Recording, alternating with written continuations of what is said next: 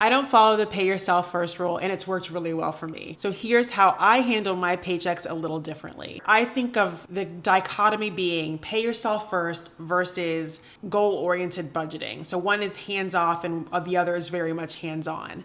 So I feel like when I watch a lot of YouTubers do their paycheck money reset or budgeting for the month, I feel like they are also doing the goal-oriented approach instead of set and forget it, or maybe it's a hybrid of both. But again, when you're really hands-on, you're doing less of a set it and forget it. You're doing less of a pay yourself first method. For me, what has created what I say is not pay yourself first is because I feel like inherent in the pay yourself first model is that anything left over in, let's say, your checking account is likely something you're going to spend. Whereas in my checking account, the way I began budgeting in 2018 was I listened to some good advice that you should budget with money that you already have. And if you don't know me, I'm Chrissy. I'm a pediatrician. I am interested in money ever since 2018 when I had my financial awakening and realized that no one was going to come to save me and I really needed to be able to retire one day. So I love talking about money. It helps inspire me to save my money and to work towards the goals of retirement before the age of 60. So I spent some time, or not a lot of time, because I always had a little more money in my checking account than maybe the normal person. So that's probably why this worked out so well for me, or this advice stuck for me, because I like to have a large amount of money in my checking account just to make myself feel safe. I don't know if it's because in the 90s, everybody was overdrawing their account, maybe because we didn't have apps on our phones where you could just check the balances. And so overdraws were very common, not just because you were frivolously spending. I had a lot of conversations with the bank about waiving fees just because you could never really tell when you were going to overdraw it back in the day. So when I started budgeting, I would have a month's worth of paychecks, a month's worth of money, I guess, in my account. And I would use that to forecast the next month. So that's the money that would go into my budget, not what I was expecting to get in my paychecks from that month, which is interesting to me now, just because I don't really do that anymore. But what I do now is I have months worth of paychecks, if not more, in my checking account always. That is basically like my checking account being at zero. I count that as base level and I don't even think about going too far under it. That level is probably about $12,000 right now. And I will go,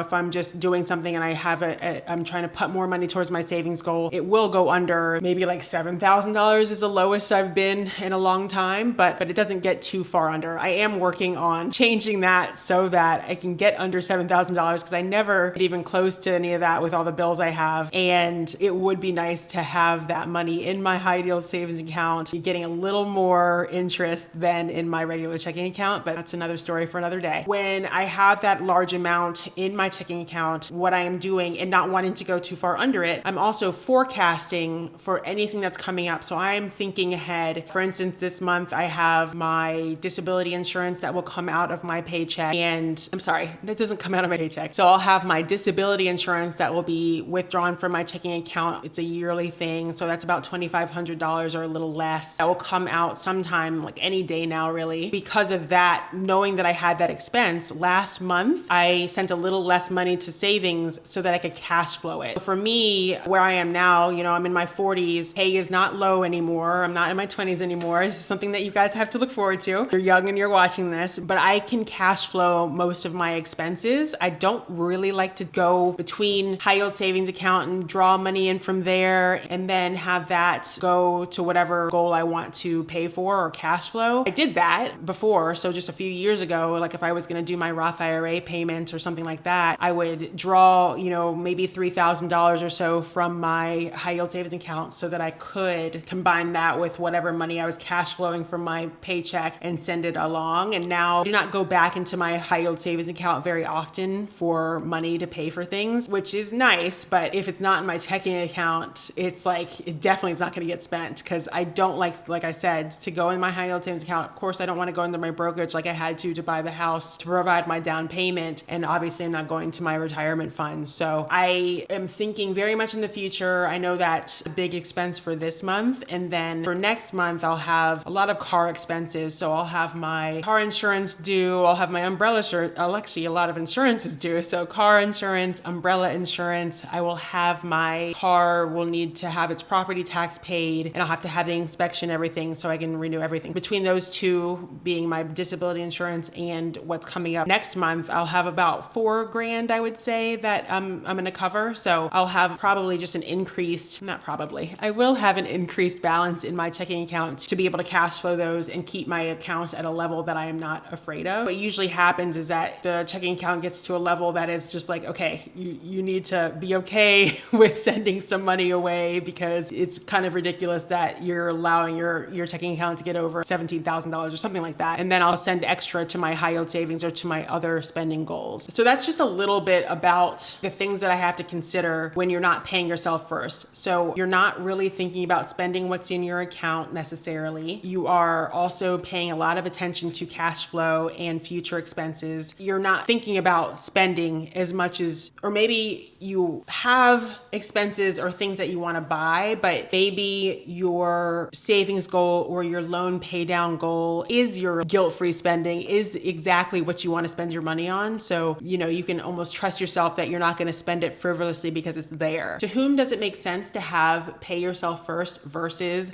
the goal-oriented budgeting techniques? I would say it's pretty apparent that pay yourself first is great for somebody who is new to money, who not necessarily is interested in getting nitty-gritty and budgeting all the time. The new to money person might have these not really formed goals around their money just yet, but they're forming them. And they just know that they need to have an emergency fund. So they start sending money to their high yield savings accounts or open a high yield savings account and send it there. They are automating that so that they know they're doing something, maybe working on getting the match at the 401k. These are things that are ensuring that they are reaching their money goals, and then they're still spending money on things that they want. And that makes a lot of sense. So maybe that person has no debt to speak of, and also who is automating the savings because they're doing their thing, they're coasting, and it's great. I paid off my student loan. I increased my 401k contribution. I want to say I was getting much closer to actually doing the full contribution. I was definitely doing my Roth IRA or my backdoor Roth IRA at this point, and I was sending money to a brokerage finally. And because I had built up that habit of just like sending money away towards the goals, I was able to automate the transfer of money I used to be sending towards my student loan to go to my brokerage, and that felt really good. So I had a period of time where that money was automated, and I was able to spend on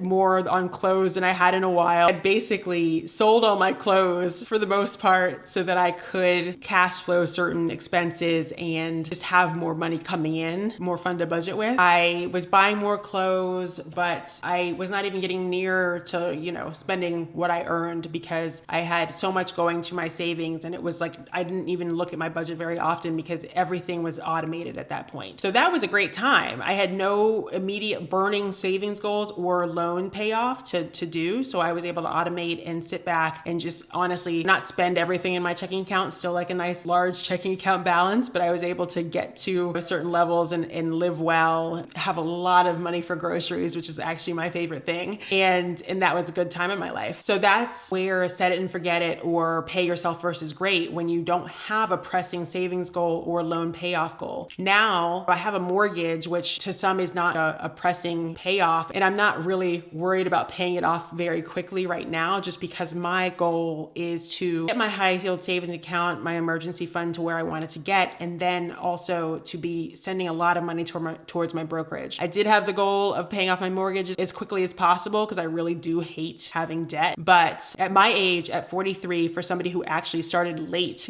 being in medicine and everything, I really do need to catch up on my retirement savings. So I have the goal to get those funded as quickly as I can. I mean, the brokerage, there is no funding level. That is too much, but definitely my high yield savings account, my emergency fund, I want that to a certain level before I can shift the focus to doing the brokerage and maybe putting something towards my mortgage. But no longer do I have the goal to pay it off in like 7 years like I was thinking I would. So I would say if you are without those pressing debt pay down goals, it is great to pay yourself first and have that be your routine. I think that it's obvious for the goal focused budgeting who it's good for. So even in the names, you are paying yourself first, setting it and forgetting it. In the other way, goal focused budgeting, that's an active thing. You are looking at your budgets pretty often. For me, I really really do love my nightly routine, and it is nightly, where I pull up my budget, adjust if I spent any money that day, and I do not spend money every day, but if I spent money that day, I'm putting that in my expenses, and my budget's updating, and I do that real time because I really hate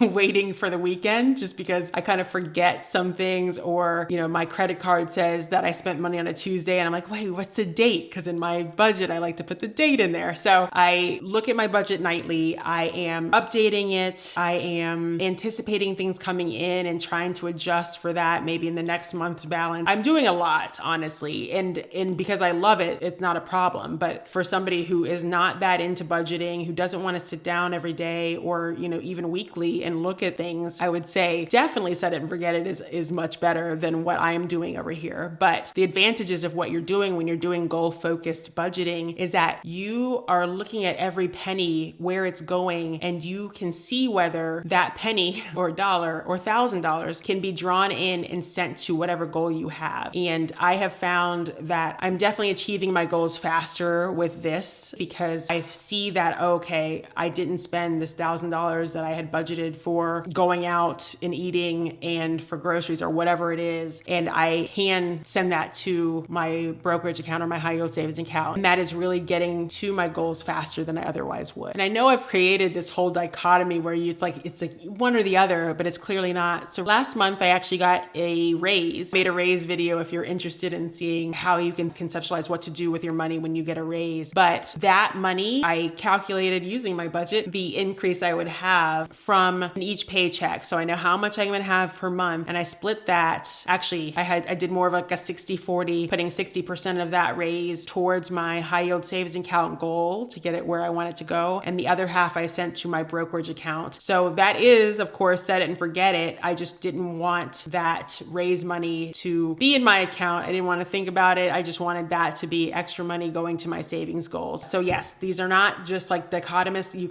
can do two at once, but I feel like there is a way that you can be a pay yourself first, set it and forget it person and do that alone. But to be the goal-oriented budgeter, you can definitely have elements of set it, forget it, but maybe you can't do one if you're the other.